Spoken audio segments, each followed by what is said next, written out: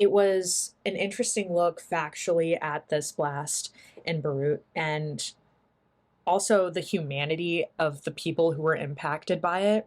I think it does a great job of going in depth of the history of this area that was impacted in the building, but also looking at all these individuals who were impacted firsthand or otherwise by this blast and watching them how they go about day-to-day life afterwards. I think it was a really interesting look. I think it was really heartwarming and really well done. It was really informative and it brought light to the situation.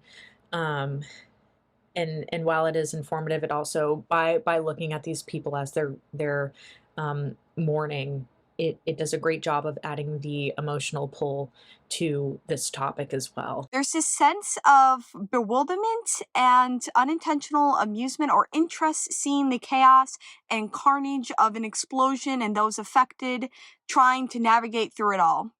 The film wants us to feel certain emotions for the workers of this tragedy when their loved ones are asked to share memories of memories they had with them, and it works. There is this raw emotion of those interviewed, especially when we see them cry in silence. The strongest part of this documentary is the real life footage of the fiery explosion as well as the aftermath that destroyed the buildings and boats and the lands. There's areas where cars pile up like a tsunami hit it. There is all this damage taken in for something that lasted a meager few hours. Something so short lived happens to be something that will forever make history of beer and impact those affected by it. I like how the interviews are set up. There is this absence of light in order for the background to be pitch black. The creators wanted the interviews to match the darkness of the story. So everyone is seen wearing these black shirts so they can blend in with the darkness so that only their faces can show. So this allows us to tune in and listen to what they really have to say and how emotional they are. We cannot fully comprehend grief until we truly listen and hear from those grieving. So, this project's greatest accomplishment is giving a voice to the victims' families of this horrible accident and not only discussing just their emotions on their loss of their loved ones, but also their anger and frustration with the systematic neglect that led to this disaster happening in the first place. Seeing footage of the devastation was incredibly moving. Just the extent of which this tragedy and catastrophe affected so many people. So, like, seeing all the cars that were destroyed and knowing that there were most likely people in every single one. Um, and hearing about how body parts were given to family members, just incredibly horrible. And knowing that these people, meant the world to the people that were receiving these, just body parts in plastic bags. It's just incredibly hard to hear, but I think it's so important for this documentary to show.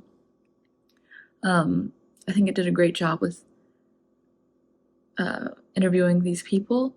It did it in a very graceful and respectful way, and also showing the devastation without being gratuitous or, disrespectful in any way. I think they did a really great job of respecting the people who passed away and, did a great job of fighting for their memory and for reform of the government and for holding the people who were responsible for these acts. And it's really tragic that there was never any justice for these deaths.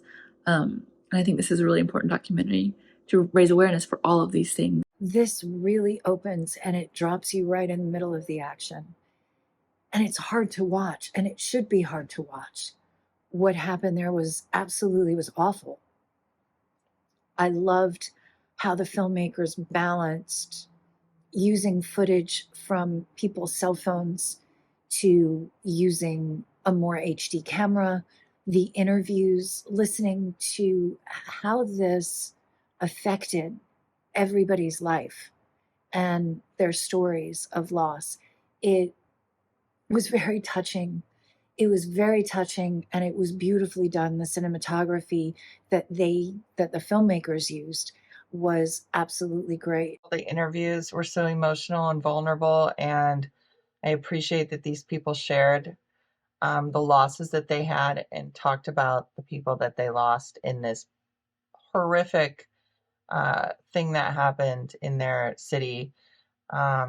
Just so irresponsible of whoever let this horrible shipment stay there for so long. I mean, 7 years, wow. I thought no music in this, from what I remember, there was really no music in this entire documentary, which was about a half an hour, and I really like that. I think music can be overused and it can be used wisely, but sometimes it's just really distracting, and I really like the fact that I didn't even really notice it until I think the end, so great job with that. It actually opened really powerfully with the stock footage of this port going up. You could see the flames. It gets you right away because you know something bad happens. It shows the blast with everything happening, and that grabs you in before it starts talking to the people who lost someone. And you could see their griefs. That one woman, talking about Annie, said she'll never get over it. There's no way going on, because she said you can't live when there's with a dead person in your house because they can't live. Shows that the grief is still very strong in them, the shock. This shows almost every stage of grief that a person goes through. It showed shock and anger and grief, and showed that all these people are in different stages of it.